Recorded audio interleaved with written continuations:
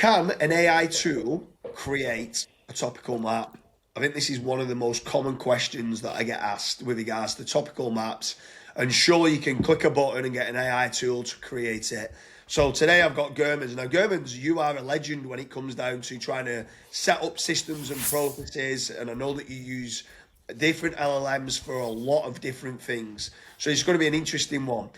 Question is, can you use AI to create a topical map? Yes or no? Yes. Awesome. Right. Let's But dig deep into this then, because I like this. Right. yes, So obviously you are brilliant when it comes down to different prompting, different LLMs and stuff like that.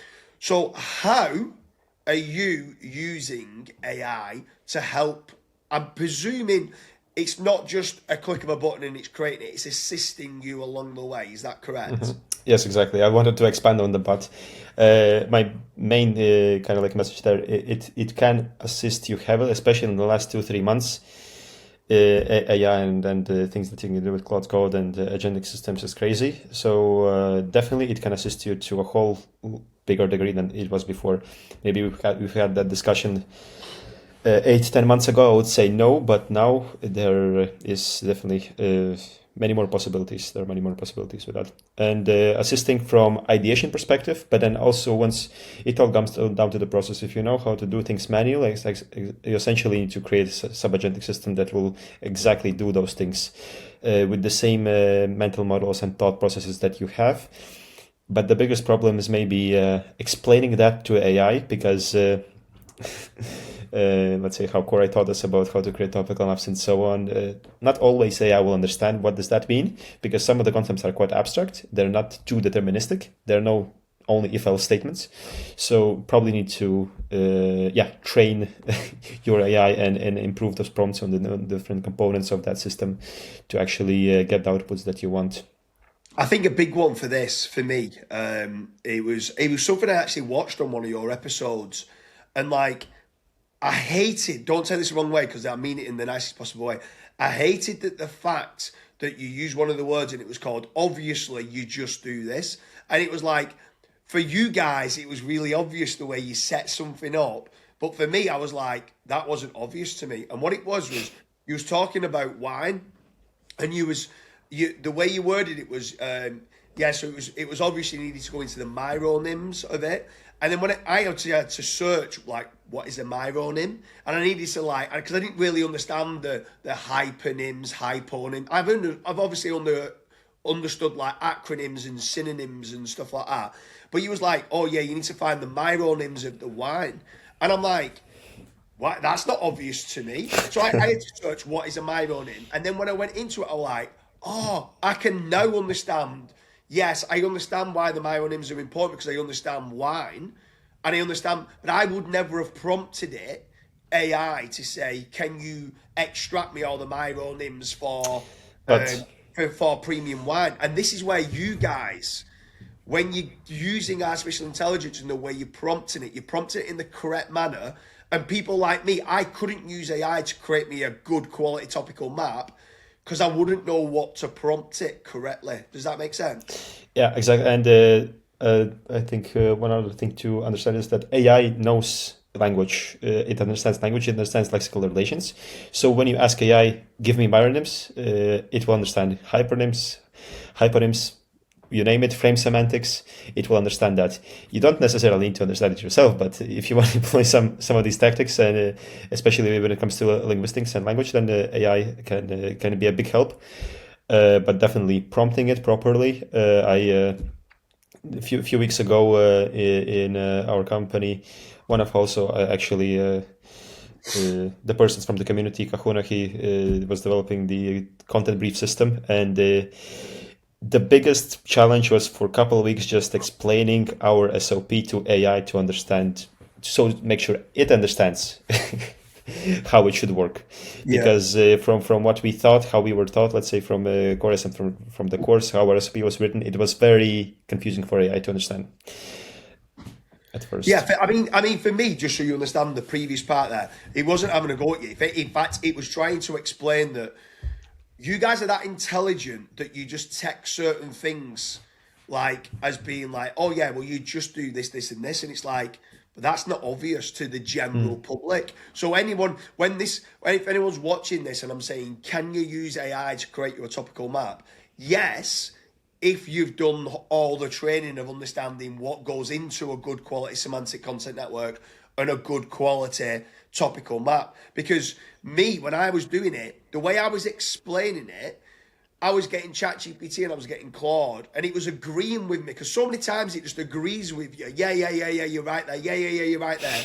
And then when I tackled it and said, well, no, I've now understood that I need the myronyms for this, which was on a completely... When I started to understand what it was, I'm like, hold on a minute, I need the hyponyms and the myronyms for this. I don't feel I've covered it enough. When I said that, they went, oh yeah, you're right, we need to do... And it found a whole new set of topics that I was like, if I didn't know about that, I wouldn't have found that. And there were so many things that was then interconnected that made my semantic content network so much better. But it was like, shit, I wouldn't have known about it. Does that make sense to you? Like it's totally not garbage in, garbage out. That you need to understand knowing what to prompt. But when you do know what to prompt, the ideation part of it, AI can help you in a massive way. Absolutely, and this part specifically, like finding all the, let's say, hypernyms of a hypernym manually, it would be quite challenging to find. And with keyword research tools, also you will not be able to find it. But with AI, it's brilliant. It understands the general, let's say, knowledge very well, and it can help you with that. And then the easy part is just that, obviously, you just connected back from the hypernym. Yeah, no, it wasn't. It was just like, for me, I was like, it hit home. It cut me deep, because it was like, that wasn't obvious for me, and that shows how like retarded I am at semantic SEO. No. So, but back onto it with regards to artificial intelligence, because I'm going to love this, and I think people are going to like the idea that for ideation and for different things of what can be being done, it can help you along the way. Where does automation help in a topical map? But also, where can it fundamentally fail if you just let it rip? Yeah, so it can help a lot with the same exact example that we just discussed. Expansion of the hypernym and hyponym, kind of like relations. Myronyms, if you need to expand on those as well. I use it heavily when it comes to ideation. If I need a quick idea about the topical map, again, it's all prompted with a bunch of different examples and definitions of what I need and how it should be done on the whole 5 components of the topical map. It can help ideate those things. But of course, you as a, let's say, topical map specialist, creator, expert, whatever, you need to validate all those inputs before you can progress further. So with ideation, expansion, I would say also to this day now with the ability that you can quite easily connect different MCPs, APIs, and so on, create MCPs from APIs and so on, you can essentially automate many other things of the process. Let's say you can let it find out the, let's say, tokens or the main exact match terms that upon which you want to expand on, and find all the variations connected to hrefs, get those variations connected to another tool, cluster all of them, get the clusters back to you, and then maybe reorder those clusters and so on, find duplicates. Many parts nowadays, but I think as usual, I think across different stages there must be first a lot of human input and, let's say, the whole business context input, and then throughout the whole process, throughout the whole pipeline, there need to be stages, like a stage gate model, where you need to stop, adjust before it can continue and so on. Do you know one of the main NIMs that we've started to use with regards to artificial intelligence for a topical map? Antonyms. So like and the reason why we started to do it is because of query fan out, mainly because of the large language models. They love to show what's good about you, but also what's bad about you, and what's safe about you, but also like what like concerns there is about you. And like when you started to cover the antonyms with regards to certain articles, we connected certain things together, and some of the antonyms get like insane volume of traffic, which we never really thought, we didn't even consider it previously. And that's where artificial intelligence for us. When I started to go, I don't know what my own name is, so what other name do I not know? And I'm like going through all the others. I'm like, well, I'm going to integrate this, I'm going to integrate that. And it was like something else that came along. And it was like, oh, and then because of Query Fan Out, mainly the LLMs and the AI overviews, it massively helped. Yeah. So you're doing it on the article level or on the topical map level? I did it on both. So what I ended up doing was what was coming back was my brand name with like alternatives and my brand name with competitors.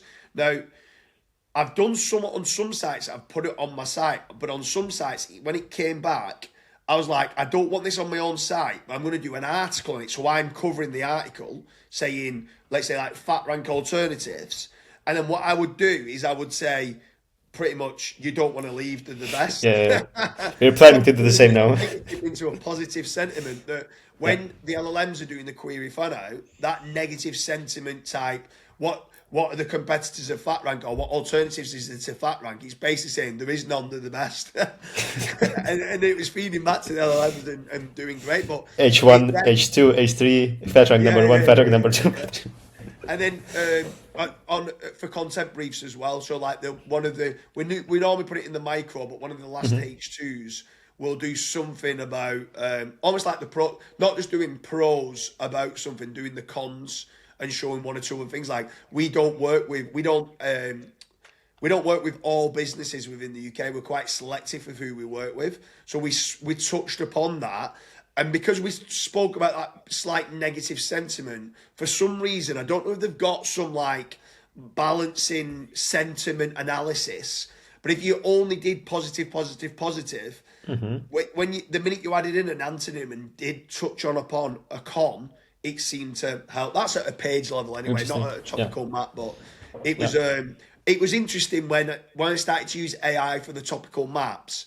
We started to go deeper and it was bringing up things that we would never have thought about on the ideation.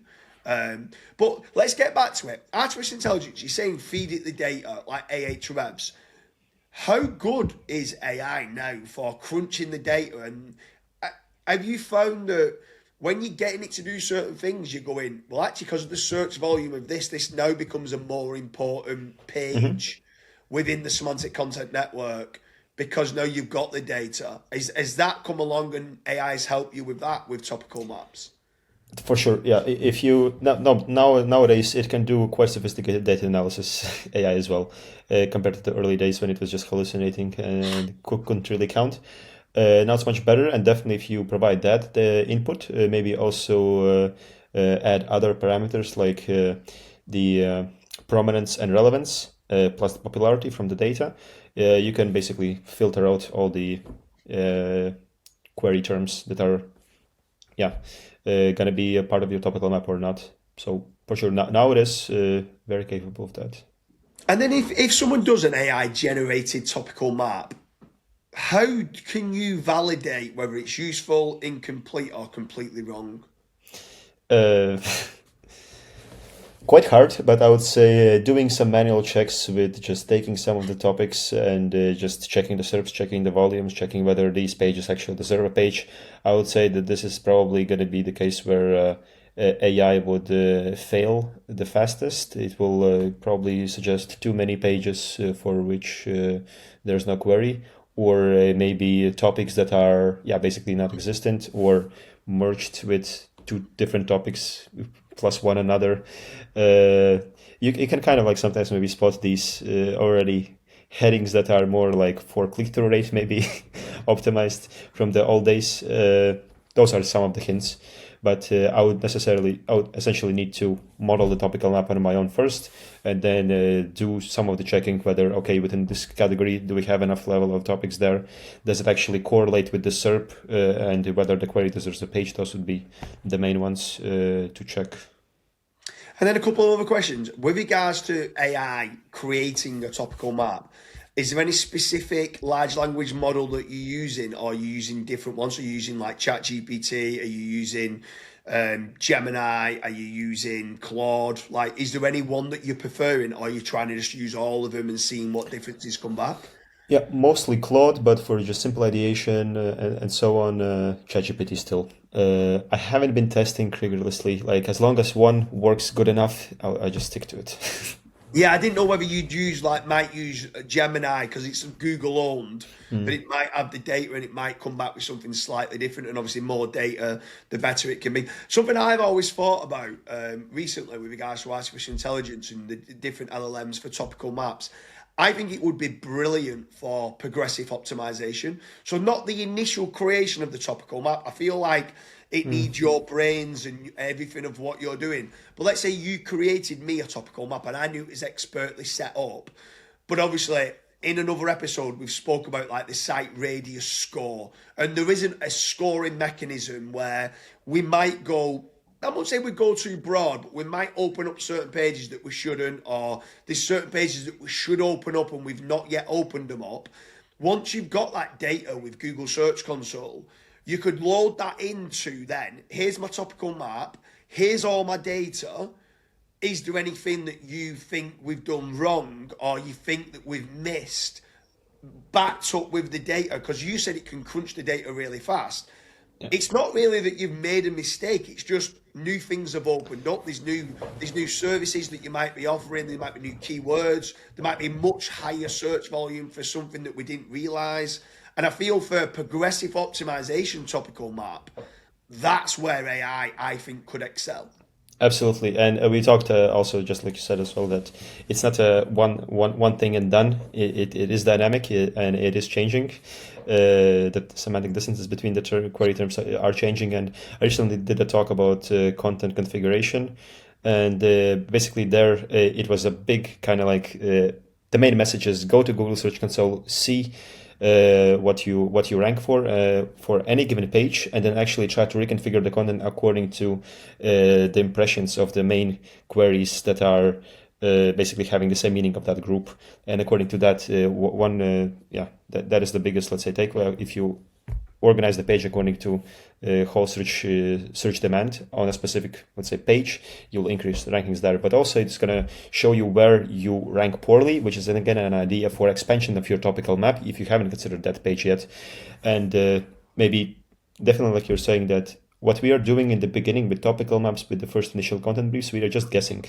We are just making educated guess based on only available data that we have from SEMrush, from Ahrefs, for example. But once we get the Google Search Console data, once we get some validation and some historical data, maybe some initial rankings, then we know a lot more. We have much better data to work with. And then we start working with that. And then every 6, 9 months, 12 months, it's going to change. So we need to continuously basically use that data. And definitely system like this that would both recommend what is your topical map expansion opportunities, but also how to reconfigure the website per page depending on the impressions for that page. It's possible. Something that we need to make. Crazy, yeah. I mean, we do something pretty similar for LLM visibility. So we've got an AI visibility tool, and what it does is it comes back with certain prompts that we're missing that we need to get in for, and it shows up gaps and opportunities. And we get, I think it's every 3 days, we get an alert, and there might be like six new opportunities that we've not covered. And then we then decide internally, does this go on and it part of an existing page, like as a subheading, or does this deserve its own kind of page of what needs to be set up, or does it go on a third-party corroborative source, or like on a wasteful domain? And that's kind of something that we're working on day to day. It's added quite a lot of extra work, to be honest with you, for the progressive optimization team, but it's the LLM visibility has been through the roof, like, so it's I want to get that tool. Yeah, it's a great model. I'll show it you. Show it you next week in the Masterminders. Yeah, I think you'll like it.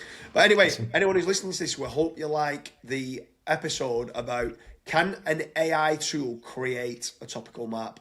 Make sure you check out all the other episodes where I'm going through with Germans, the topical map versus semantic content networks, the importance of the source context, and lots of other episodes here, all related to semantic SEO, including the misconceptions of a topical map and the common errors that's happening within semantic SEO. Germans, it's been an absolute pleasure. Thanks for having you. Likewise. Thank you very much.